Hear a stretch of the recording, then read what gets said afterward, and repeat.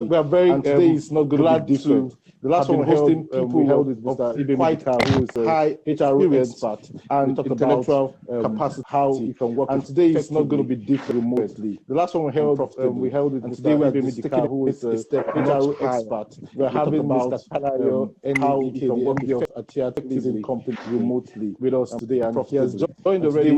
I know you can hear me, a sir. step Can you hear much me? higher. Yes, I We're having can Mr. hear you, Pastor Kalayo, Murphy. NEK, the MD of Wow, that's great. That's good. That's with great. us today. And So do you know the first thing I want to just say? And I know I you can hear me, discovered that sir. Can you hear me? we're in the Yes, I same can hear you, secondary Pastor school at some Murphy. point in time. I never knew that Wow, that's before great. now. That's great. That's great. Mary's brothers. So do you know the first thing I want to just say? And I discovered that Yes, sir, you we're are. in the same secondary school at some point in time. I never knew that before now. Mary's brothers from there because at the point in time, am I correct, sir? For that kind of life, so maybe Yes, let me sir, just you put it that are. way. But it's good to I left have you before. today. Before if you can, finish if from there, because people online can hear me, please just not the case that for you that can kind hear of life. So me maybe let me just put it that and way. Mr. But it's NEK. good to have you today. If you can, if people online can hear me, please can you just indicate that you can hear both me and Mr. respond so that let's know if they can hear you. Because if they can hear you, we can start, and hopefully the internet will get better.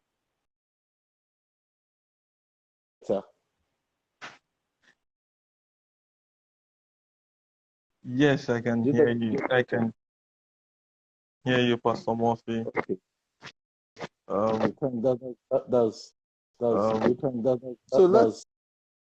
That's good.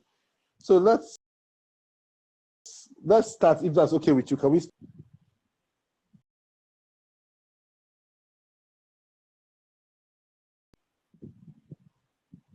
Okay.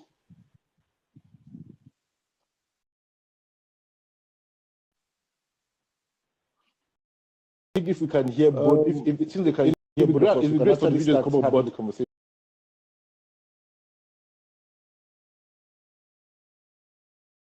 To pick up, if that's okay with you, we can. If after some time doesn't pick up, we can just refresh again. If that's okay with you, we can just start joining us, and welcome again. Thank you so much for joining us. You know, I'm glad joining us, and welcome again. This conversation with you so much for joining us. You know, I'm glad really I know about you having this conversation with you. The brief time I know about you, just one or two conversations. The brief time I've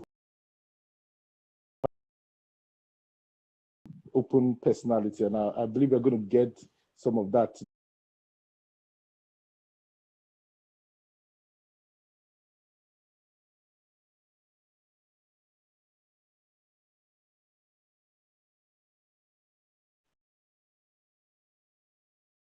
To be talking with you today, Mr. Me again. As I said, can I earlier on, thank you for joining me again. As I said, to boost their productivity and grow their business in knowledge and experience, whatever sector boost their productivity and grow their business, discussing in whatever sector they're doing, and to be very discussing enlightening, how to sell. Very enlightening.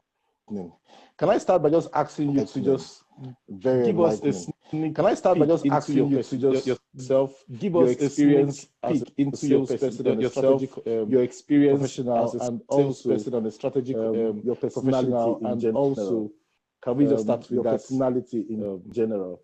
Can we just start with that?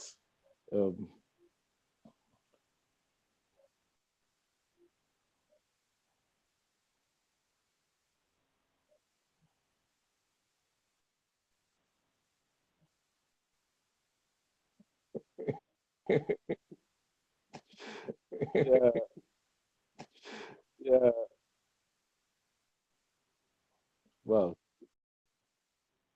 wow. You know, the responsibility of being a father is quite challenging. To you too. But yeah, happy Father's Day to you too. We have a way of, you know, the responsibility of being a father is that terrain, and quite doing it very well. Quite challenging. So every father out there that is have a way of enjoying fatherhood, navigate. Say happy Father's Day to you. Fatherhood. We say happy Father's Day to you, and big ups to you again.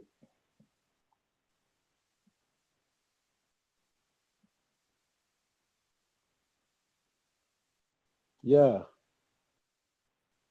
Yeah. Oh, they can't hear you. Oh, they can't hear you. Okay, do you know what we're going to do?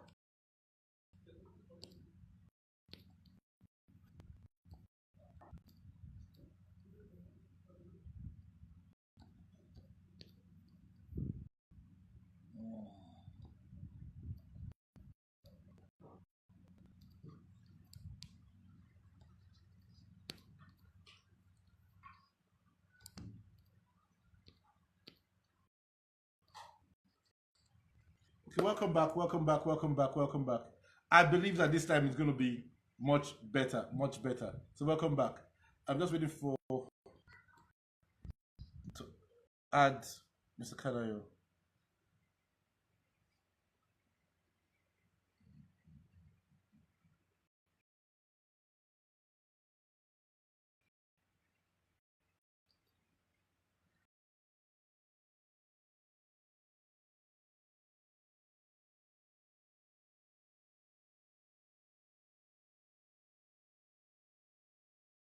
We'll pass through this and we'll skate through and have a very productive time. Okay?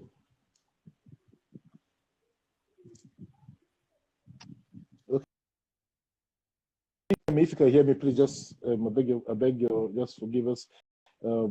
Send us a message that you can hear. You can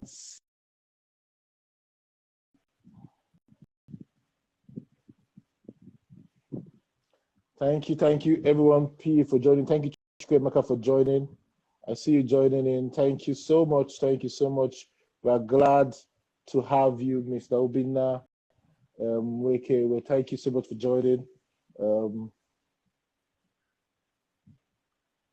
Thank you, everyone, for joining. Chukwemeka, thank you. You can hear me.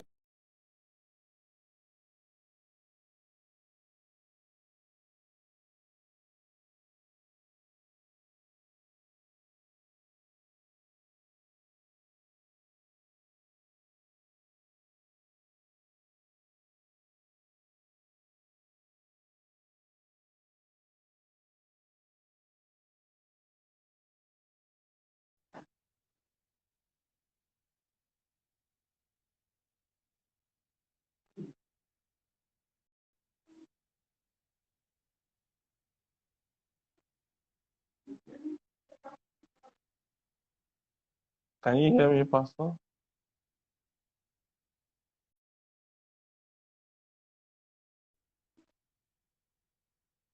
Hello, Pastor Murphy. Can you hear me?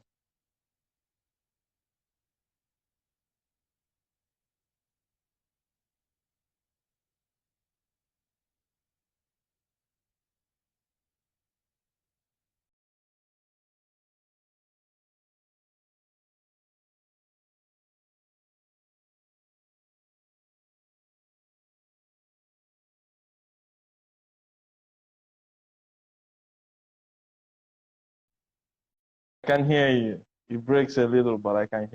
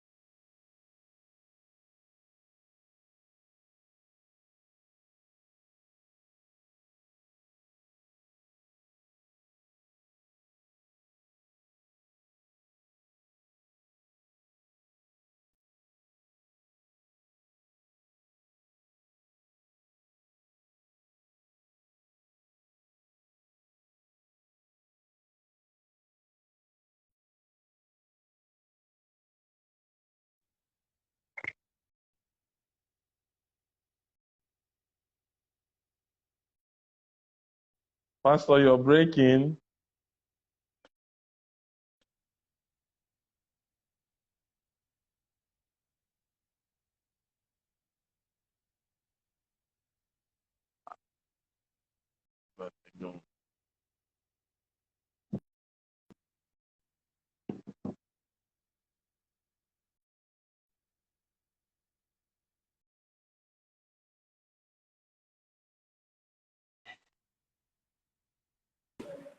Yeah, Thank you. Pastor, Can you hear you're me back. now? Yeah, loud and clear. I'm back. What happened? Okay. That's good. That's great. Yeah, welcome again. Welcome again. Let me connect my Bluetooth back. I don't know why it went off. Uh, so welcome, Mr. Mr. NEK. It's great to have you. We started earlier. We asked the question and asked, we would like your experience and How you progressed from the grass to the top of your career. We would like to just have a sneak peek of that. Thank you, Pastor Murphy. Thank you very much, and thank you for having me. I went to the university and I studied geological sciences in Nnamdi Azikiwe University, Awka. While I was in the university, I joined an association called ISEC. Okay. ISEC revealed and opened my eyes to the world of business because ISEC was an exchange organization, international exchange organization that gave students and recent graduates. ISEC was founded in 1948 after the Second World War. And while I was in ISEC, I had opportunity of visiting companies and selling exchanges, meaning talking to organizations and having them understand the need, why they should employ their recent graduates or, a student that has some time off school to do an internship in their company, to understand the culture and to, have some level of experience, with the corporate world. And towards my final year, as I got more involved in ISEC and grew to be the local committee president of my university, ISEC in Awka, I found out I had interest in business. So when I left, back at the job market looking for job, and I was taken by Diamond Bank, as an operations person. And I did operations. Of course, I was restless. We used to call it then, those teller cubicles, the cage. And I was there for 6 months. And after a while, I went to my bosses and I told them that I'm tired of the job, that I'm bored. And they said, okay, we have a new branch coming up in Songota. We need to go there and start doing sales. And that's how I started my sales. In commercial banking, Songota, brand new branch, is a brand spanking new branch. So meaning from customer number one to the customer number, whatever we achieved before I left, was created by me and my team members. And that was a difficult task, but we were able to do justice to the assignment. And onward to Fidelity Bank, and onward to VFD Group, and onward to VFD Microfinance. So it's been about 15 years of sales, selling across financial service industry, banking, most of the time. Can you hear me? I can hear you. I can hear you. I can hear you. Continue. Yeah. So I'm presently at Etihad Leasing Limited, and who knows where I'll be tomorrow. Our group is an evolving group. The VFD group is an evolving group. We'll continue to make investments in companies, and opportunities will always. The team generally, they're doing a great job. And if you don't know V Bank, you should try and follow V Bank today because they have great opportunities for people. I see the video. I'm big up to Nonso Malala, is the group managing director of the VFD group. Yeah, thank you so much for that brief. So I can see that you're a core salesperson, You started out with geology and you moved into sales. We did a poll on Instagram asking are sales skills inborn or acquired? A lot of response that we got said acquired. Just one person said both. So what is your opinion on that?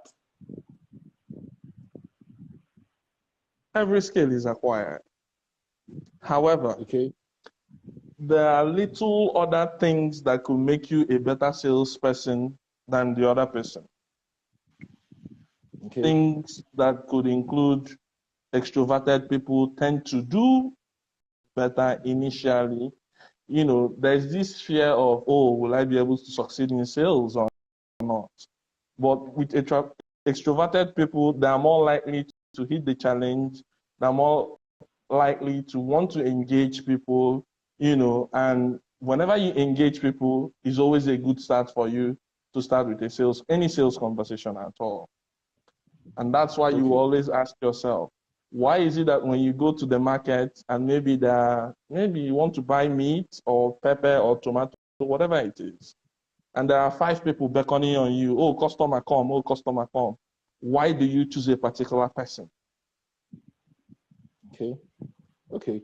So sales, you're saying that everyone can develop sales skills and become very efficient in sales, because some people feel that they're very introverted. And I checked some statistics that the turnover rate of sales jobs, it was an American statistics, was in the first year is 40%, but in the third year is 80%. How come people run away from sales? Why do you think people run away from sales?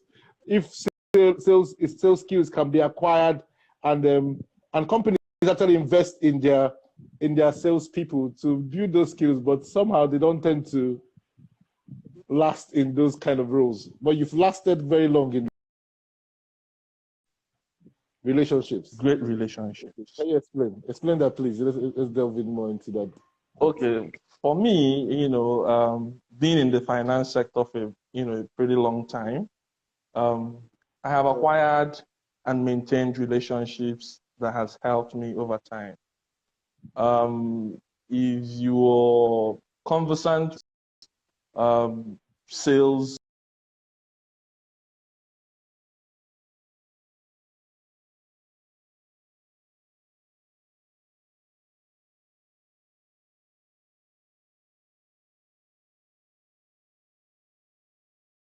by the number of new customers. Because if you don't have relationships and you don't keep these relationships and your customers don't have trust and belief in you, it's going to be difficult to tell them, oh, I've moved from, say, a Diamond Bank to a Fidelity Bank. Because remember, most importantly, when it comes to banking, it is not so much so the bank as so much so the relationship manager. Okay. So people tend to believe in their relationship officers because they understand that banking is personal. Okay. Sorry to cut you short. A lot of people that listen to us are small business.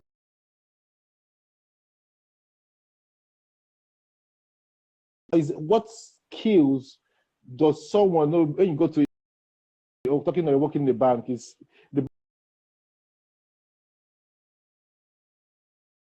open to you. But for a small business person that is running a small IT firm or a small shop that wants to grow that shop from being a corner shop in a street, things in building relationships can they do in order to maintain and grow their relationship base business-wise? Okay, I'll say they need 2 major things, then I'll break it down into subheads. Okay, They need character. Character.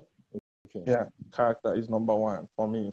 In my view, as an entrepreneur or as a small business owner,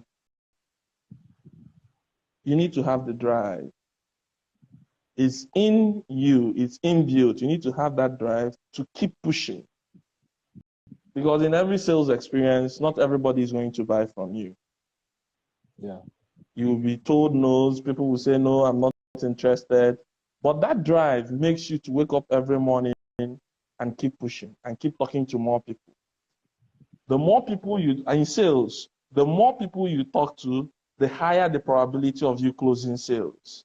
So if every day you say, I'm going to talk to 10 people, and out of 10, one person buys, that simply tells you if you want to achieve 10 sales, you need to talk to 100 people.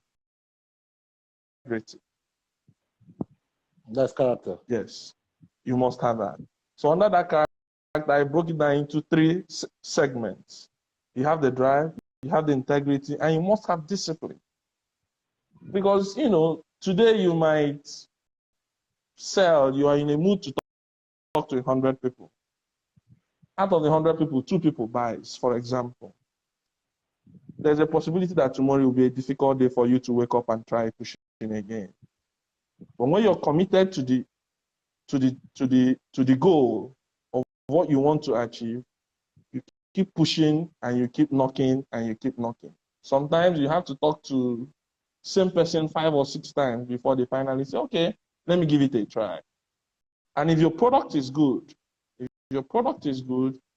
you will always sell. It might take time, but at the end of the day, once a customer tests your product, if someone knows, oh, if you go to that guy's shop, you're going to get genuine parts. Let's say you're selling, whatever, maybe IT equipment or accessories or motor parts, exactly. When you know that, oh, if you go to a first place, offer will give you genuine. So because over time, you've built the integrity, you've built the name, and people will always want to patronize you. I like the fact that you talked about integrity, and almost everybody I've spoken to when in this entrepreneurial series always mention that word integrity. But we live in a business environment where a lot of corruption thrives, and but everyone sucks integrity. In a business environment like this, do you really believe that integrity pays? Yes, it does. It will always pay. Integrity pays and it will always pay. It will take a while. You ask yourself, do you want to achieve success for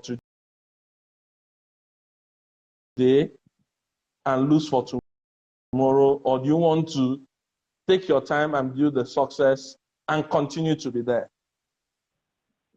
So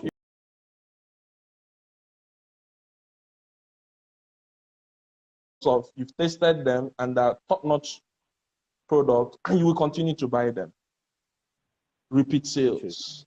At that point, you don't need to talk to the customer again. The customer knows the product, knows the company will always deliver a quality service, and will always patronize the company, and will always refer.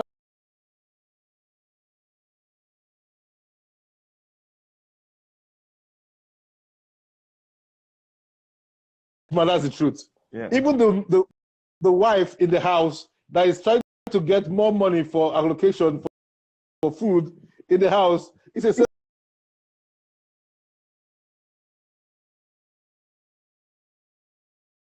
he said it to me some things. I want something, and she's trying to get. So we are basically sales beings, basically. But I'll ask you a quick question. You talked about drive. Yeah. You talked about drive. A lot of no's as a salesperson. It's not an easy thing to handle no's. How have you maintained resilience and also kept your inspiration, keep yourself inspired to keep pushing, irrespective of the challenges in business and also the rejections in business, in sales. What have you done personally to keep that inspiration? The highest motivation, because when you succeed, when you meet the numbers, because being a salesman doesn't necessarily mean, oh, going every morning to talking to people. There's a target that needs to be achieved. Whatever doesn't get measured doesn't get done.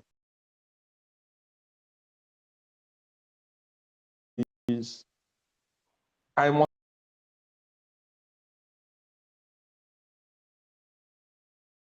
things of big beans.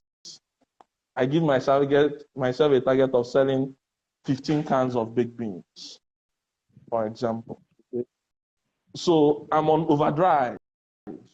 My run rate is higher. I talk to more people because even though the company sets a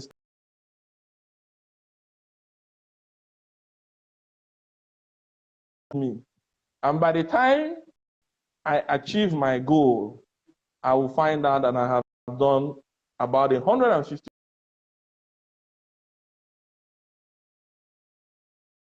Have you ever set your goal at 50%, 15, when you needed 10, but got 5? Do that and wake up the next day, I'm still pushing. Because I know that another day comes another chance, comes another opportunity. Yeah. You can't, in those days when we were in the East, there's this thing they say in the catechism for the Catholics. Yeah.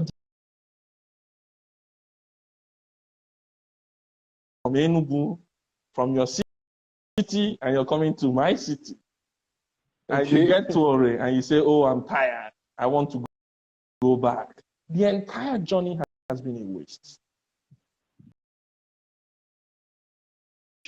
And single-mindedness to the goal. So you wake up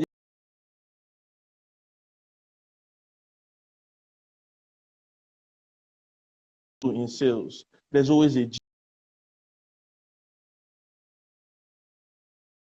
hearts of men. So sometimes you will be favored. And when you're favored, things will work out. But you preparing for the battle is the Lord's, but you have to prepare for the battle. You have to wake up every morning, fold your sleeves, hit the streets, talk to as many people as possible. And while you're doing that, you'll be getting conversion and making sales. Yeah. Building resilience in job, in basically resilience to stay the course in everything that you're doing, you're pursuing, is so important. It's something I've learned over time is that a lot of times people are motivated not just for what are more motivated when they are running for something that has a higher good, pursuing a purpose bigger than them that is going to be a benefit to more people, tend to have more drive to stay the course. And even in business, these days they're saying that one of the keys to building resilience in business is purpose. So understanding purpose actually helps, keeps people inspired. When you know that there's a goal, and the goal is not just for the benefit of your pocket, but for the benefit that will give the community. It tends to drive more. Your children, you want the children to go to the best school, you tend to drive more, and all those kind of things. So thank you for that. And just another question: you have grown, and you started from a salesperson, one person management, you grew to become a general manager, and now you are the managing director of a company. How do you motivate your team at your sales team?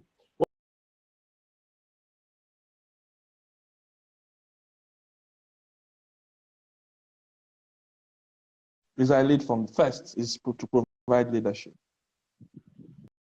Okay. When you're the head of a team, no matter how small, you need to show your people how it is done. Okay. So when we share targets in the office, I also get my portion, even though I'm the MD CEO. And I said, okay, I'll take this big chunk for obvious reasons. I'll take the big chunk, and everybody has their portion. So when I'm going on sales calls, because sales is practical, so I always tell them, come on calls with me. So when I'm going to visit a customer, I take one or two people that are available to join me. And I tell them, watch as I do. And I engage the customer and I start talking with the customer. And, most often than not, I always close the deal. Wow. And when I come back, I say, okay,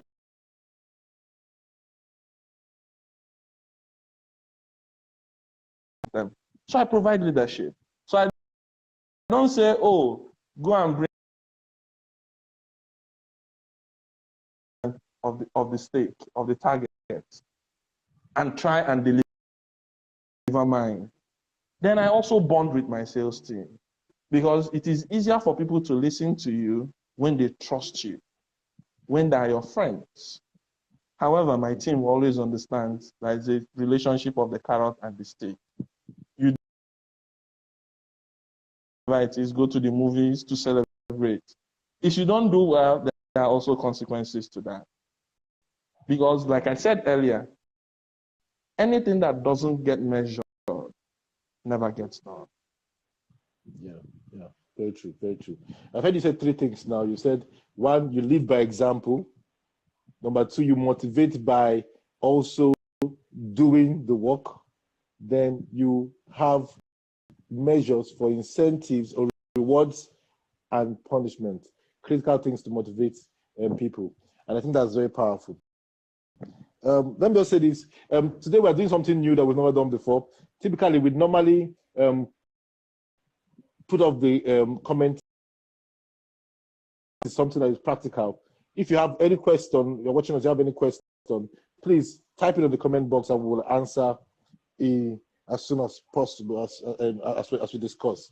Thank you again. Let me ask this.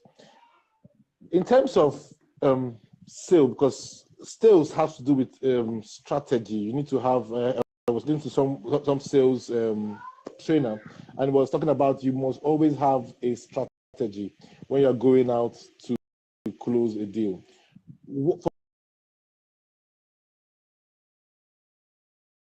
Millionaire deals. So what strategy have been simple strategies, but that can apply across board, that have worked mostly for you in sales? You must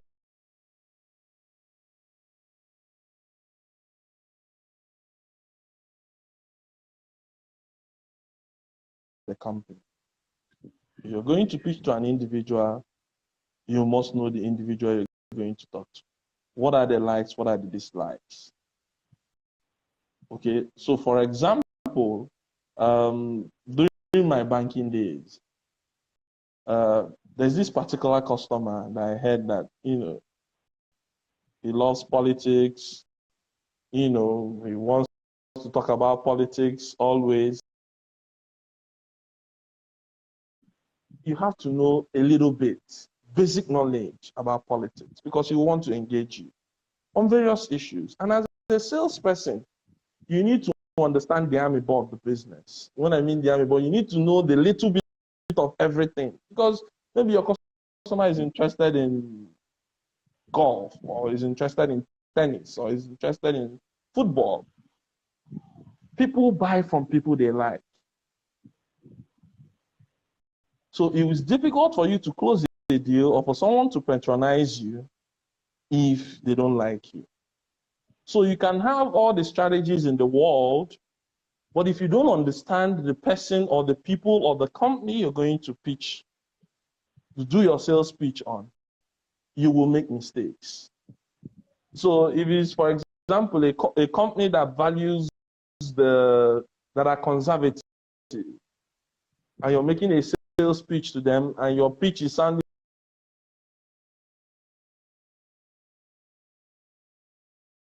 say, okay, we've heard, we'll get back to you. So for conservative companies, you keep it conservative. You need to study, research, and know as much as you can. Because you can't talk to people if you don't know their preferences. Okay. So you need to understand their preferences, and that's key in strategy. Understanding the people you're going to make decisions.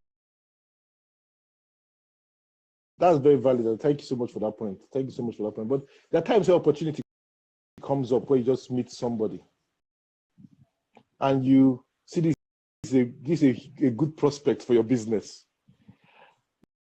I want you to answer two questions basically with this.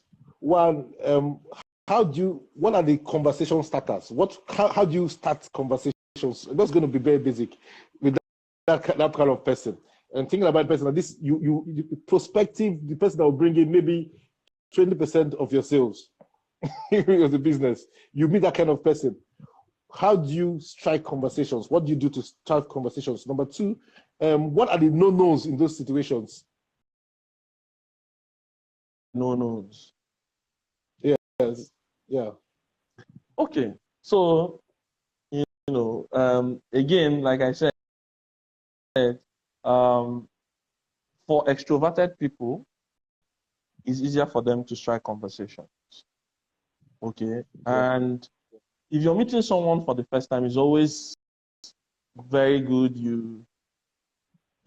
Because you don't understand and you don't know, you're meeting him for the first time, you don't know the kind of person he is. But say, for example, you know that, okay, this guy is wealthy or he's influential or he can get you so market share of your. You have to dress the way you want to be addressed. Okay. Key, always. If you're a salesperson, because you can meet someone anywhere, say in an event, at the church, anywhere, and people want to do business with people that appear responsible. Perception is not necessarily reality, but in sales, it is important. The way you're perceived. Perception is So important. always try as much as possible to dress as professional as you can most of the time. If you make it your habit, and that's why salesmen that always not tie seem to be addressed in a certain way. People take them more serious, and that's why you ask yourself, why is it that it's a rule in banking that you always not tie? Because they want you to appear conservative. So when you meet the person, you introduce yourself. This is what you do. You ask him. Always try as much as possible to be polite. Is this something you want to talk about? If it's at a party, for example, you have to weigh the mood to come in. And most sales deals are done on a social level, at a social level. At country clubs, where the customer or the individual is a little bit relaxed, is not uptight, so you could have time, to talk your way through. Yeah, you might make some mistakes in terms of pitching. You might say things that, for example, you say, you want, for example, for the man to buy or his company to buy a certain quantity.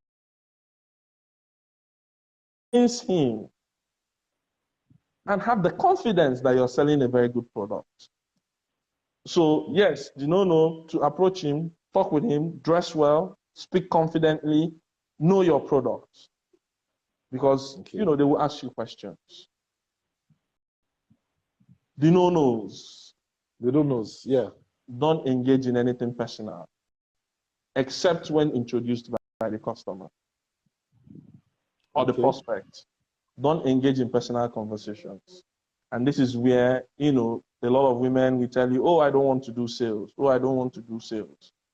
Because as a woman, the moment if you're approaching the opposite sex for a sales pitch, the opposite sex sees you, or as you're coming to the opposite sex, you're selling two things, either a relationship or your product.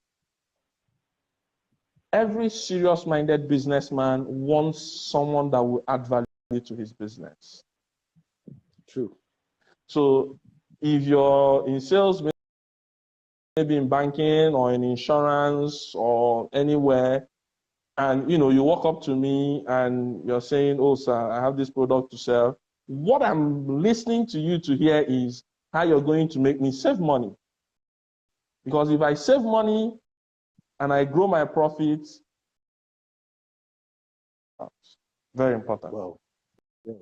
Yeah. Well, thank you for that. Let me ask this. They say that we talk about the value, knowing your products and the value of your product. They say that good products sell themselves. And also they say that a good salesman can sell ice to an Eskimo. And I don't know, is it wise to sell ice to an Eskimo? Let me ask that question.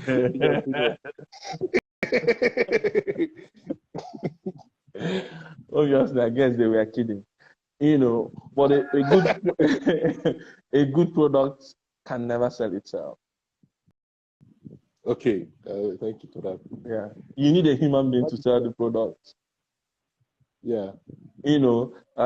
Just like my GMD Nosopala will always say, and it's the truth. Any company that doesn't sell will die. Very true. Any company that doesn't sell will die.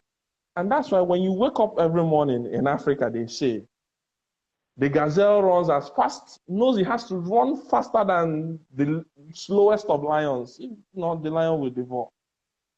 And the lion knows that it has to run as fast as the gazelle so that it will catch one and eat. If not, it will die of hunger. So the way it is selling is a continuous and an everyday.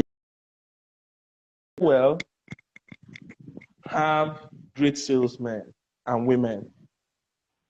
So you must continue to sell every day. If you have a good product and keep it at the shelf, it will be there at the shelf. Maybe someday someone wants to gamble and touches it. Well, okay, should I buy? No. But you have to take the product to the people, talk to them about the product, and sell the product. It is an everyday activity. Once we wake up every morning, we should try to endeavor to sell something. Okay, let me ask this. One of the common challenges that small business have, and they have the tendency of selling but not making a profit. Because you just said that now, no sales is that of business. But I've seen scenarios where the sales, but the business died all the same. So what are the common things that we can do to work against that kind of experience? I could have a personal experience where someone was selling and thought that the business was really thriving, but when we broke down the numbers, it seemed like they were really making a huge loss, even though they were selling. So what can cause that to happen, and how can you guard against that as a business person? Okay, off the top of my head, thank you for that question. Off the top of my head, I'll think pricing. And efficiency of pricing. When you get your pricing right, and the efficiency of the business, of how the business is run. So you can make profit in two ways. Either you increase your revenue or you reduce your expense. Those are the two ways you can make profit.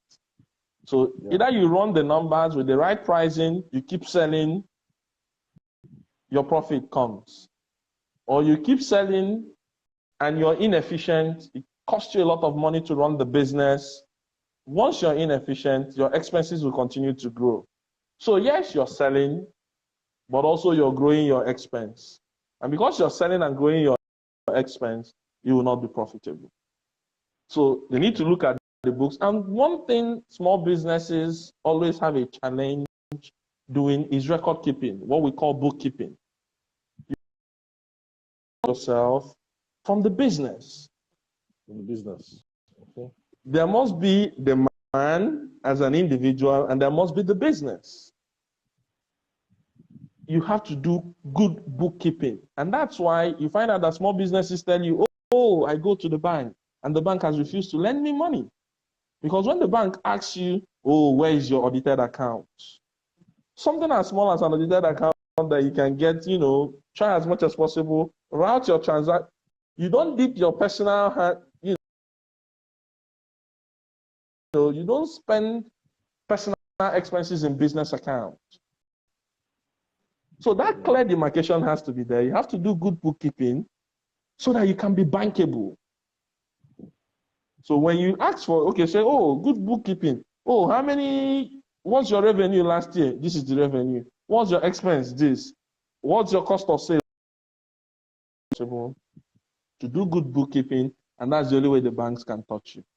Because you need banks. Yeah, definitely. Let me play a little devil's advocate here, because you're talking about small business people and micro business people, because every small business can grow to something large. At least I know where BFD started from. So every small business can grow big. But for some small business person, you say, okay, we need to separate the business money with the personal money. Something breaks down in the house, it needs to be fixed. Personal money cannot fix it. What can the person do? Now let's try to think more practical in terms of, business money has to be separate. That's the principle. That's the standard principle. But sometimes, even if you are keeping the books, sometimes you get to the place where you are so much stranded and you are tempted to. I can remember a story is in my mind right now, but you're tempted to actually take money out of that place and solve an urgent problem. So, but is there a system that you can put in place as a small business person to ensure that your working capital or the money, the bare necessity for you to run your business is never diminished? Yes. What can you do? Systems, bookkeeping. Nigerian Limited. I sell auto spare parts, if I understand your question clearly. And let's say, for example, for some reason, there was a heavy downpour and my house gets flooded. And I need to clean it. Unfortunately, that I will pay back. Because when I take money from the business, it's not my money, it's the business money. Yeah. Okay. So it will go to me as a loan, and immediately I earn my salary, because I should pay myself a salary as the CEO or the owner, the founder of the business. As soon as I earn my salary, I should be able to pay back the loan to the company. So, and it will be documented. Yeah. So they will see, loan to Pastor Murphy from whatever church limited or missionaries. When you pay your salary, you write a check back to the church, return of loan back to the church. Exactly. Wow, that's great. That's great. Thank you so much for that. Thank you so much. How do I get a sense for small businesses? COVID-19 has hit seriously. First of all, two questions. What is your how will I put it now? What is your perception of how small business should move, or what's your perception on? Is it in terms of viability or profitability, or whether it's going to be well for them for the future of COVID? Let's say in a scale from 1 to 10, where 1 is bleak and 10 is very optimistic to be profitable. What will you say and advise, your own opinion for small businesses in Nigeria, the effect of COVID? Their future, is it bleak as 1, 10, very optimistic? On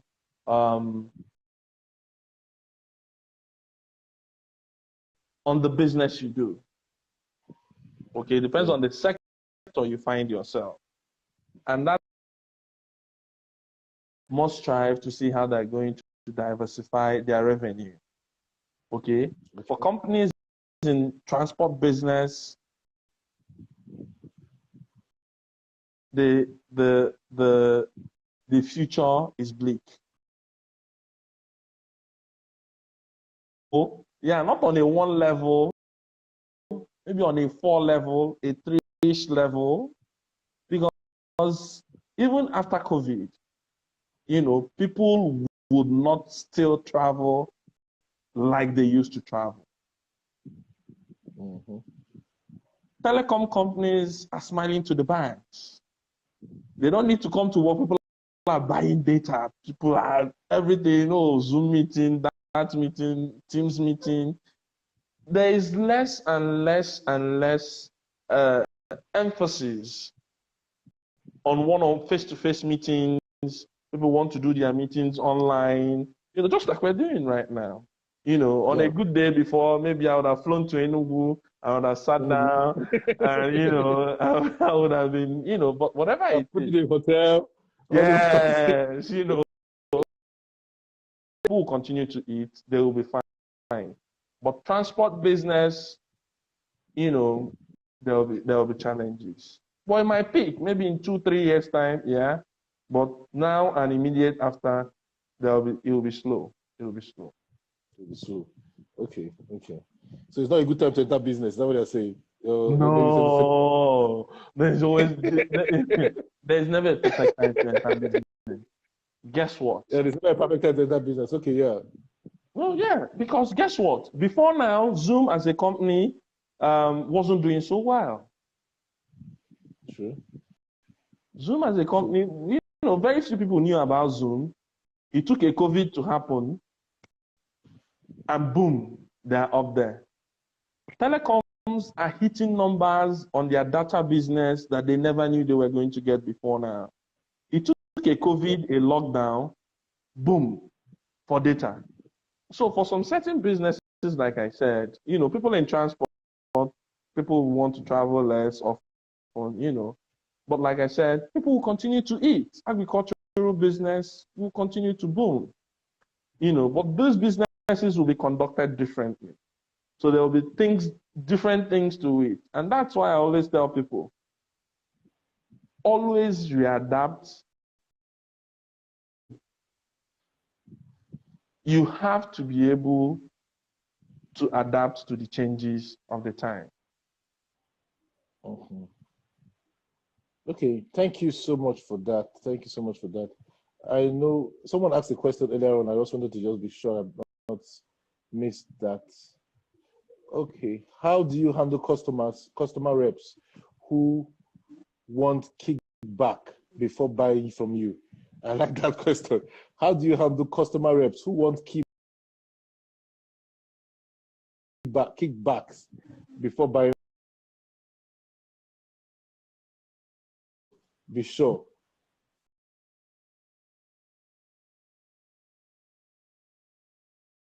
Or customer rep. Let me just read it. Okay. What's happening here? If it's a customer rep, let me assume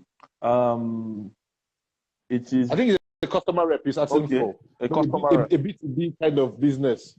Yeah, so a customer's representative is asking for kickbacks so that he can keep the business with the customer. For instance, I'm buying something, buying communion bread, for instance, from a certain company, and the company person I'm talking to is actually asking, or they're buying from me. Sorry, I'm selling communion bread to a church, and I have a huge volume, but the key person responsible for it in the church is asking me for kickbacks so that I can maintain that business. How do you handle that kind of situation? Obviously, he's asking for a bribe. Basically, it's a no. Ethically, it's wrong. It's a no. Because what will happen is the moment that is found out, the entire reason for patronizing you and your product comes into question. Because the intention becomes the kickback.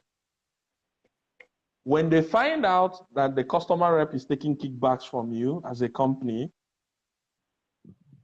it affects the reputation of the company. You can always get another customer.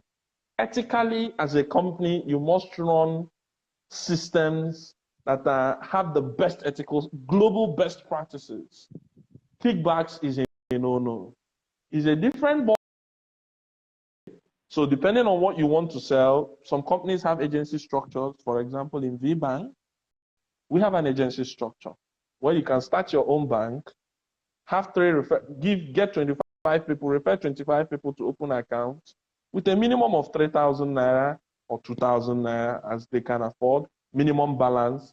And we pay you something at the end of a time, maybe in a month or in 2 months' time. That's an agency structure. It's open to all. Anybody can access it.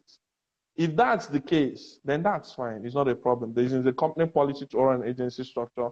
But kickbacks, which is a bribe, no company should do that.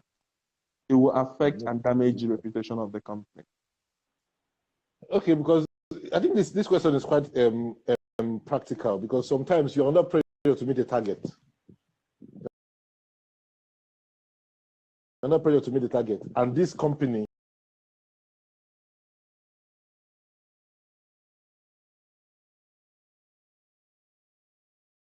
answered now, but I think that's where the person is actually. I'm going to lose this particular customer, but if I don't give that kickback. But I'll say this from a pastoral point of view: whatever you lose, I believe that it only takes time, as you mentioned about time, and time when talks about integrity. After a period of time, your integrity will be seen, and people would associate with you because of that integrity in the future. So it's better you actually stand clear and just follow what you just said by saying no to that kind of opportunity, and you just move on.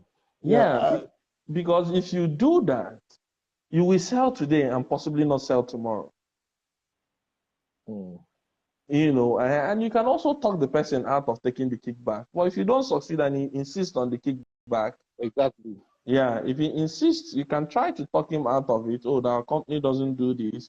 Oh, okay, let me do this, or let me do that, or we can give you discount on this, we can give you discount on that. Well, the person insists on a kickback. My advice, temporal victories never last. Say no. Take a walk. Yeah. Temporal victories. But we are getting to the end of this because of time. But there's a couple of questions here. Personal questions from people that sent in questions. I just want to ask some of them. Someone was asking, what one thing should I do as I prepare to make my first sale as a new business, as a new person in business? And just let's add two questions together. One, what thing can I do as I begin to make myself, I start to make my first sale, as I prepare to make my first sale as a new business, as a newbie. Then also someone that has been giving free services for a period of time, free services, online business, free services, and wants to move into a paid service. What are the things that the person can do to make that transition? Okay. Did you get the question? Yes, I did. Thank you, Pastor, for that. The one thing you should do is to have a great product. Because no matter, products key. Research the market, have a good product. Then you go and engage the prospective customer. Because when you have a good product, you will always sell. You might not get at the first time, but you will always sell. But when you have a bad product, no matter how much you prepare, you will probably, even if you succeed in the first sale, but there won't be repeat sales. People will want to use the product again because they have a bad experience with it and they wouldn't want to touch it. For the second question, communication is key. When you communicate, yes, because sometimes you find out that a product that an organization used to bear free, for some reasons, tomorrow they might decide to start charging a token for that. The key thing in managing that transition is communication. When you communicate to your customers for so and so reasons, this is why the company is doing so and so. Because guys need to survive. So if it is an issue of survival, an issue of revenue, they will always support. And because they want that service, they will always support the company. Okay, charge us something, we're willing to pay. And that's why you have good customers. Yes, communication is very important. Communication. Can we break that communication down? Because communication is a very broad word. Let's say like step by step. What do you need to do first? Do you need to test the waters first by sending out a message to all your team, all your customers that see we are considering something because of the way the business is running? We are considering this, first of all, to get reactions first, to test waters, then before you now move. What are the things that you need to do? So because nobody wants to pay for a service they've been enjoying free, remember? So you would simply tell them, because of COVID or whatever reason, we have decided to charge this token. Communication, send letters to them, emails to them, call the ones you can call, but you don't seek their opinion before you increase, because it's an issue of survival. Except you can survive without charging them. If you can survive without charging them, you are the company, it is a survival issue, you take the decision, you communicate them, you engage with them, and explain to them why you're taking this decision and that you've put them into consideration, and that's why you've arrived at this price. People always want, oh, it cost us this, but this is what we are charging you. We are still subsidizing this. So gradually, you get it to the price you want, but it's a gradual step, but you have to increase. You don't consult them when you increase, you engage them. Oh, from so and so, they will start charging for this. We are charging for this because of A, B, C, D, E. We've put the customer into consideration, and because it's a survival issue for our business, this is the real price, but we'll start with this. And, you communicate and engage with them. Customers will always understand. Well, that's great. And one more question from the ones we received. So please, I'm about to start a fish business, and I don't know how to sell or get buyers, and where will be my market? I don't know how to sell. I'm about to start a business, fish business, but I don't know how to sell. What advice will you give that person? The question, the first thing is, why do you want to start a fish business? Okay. Who are the big players in that market? What is the differentiating service you're going to offer to be able to differentiate yourself from the people already in the market? And what is the reason why you're doing what you're doing? So you want to do fish business, is it just because you've heard that people that do fish business make money? You have to do an environmental scan of your environment. The people that live around me, do they like fish or don't they? What are the strengths? What are the weaknesses? What are the opportunities? And what are the threats? So before you choose a business you need to sit down and prepare a business plan. Look at these things. Why should I do this business? Is there a need that I want to fill? So if, for example, you want to go into fishing, and people around you don't like fishes, they just like meat. If you're selling fish around me, sorry, you're going to things like that. So you need to do these basic things, ask these questions. The people selling fish, what are their numbers?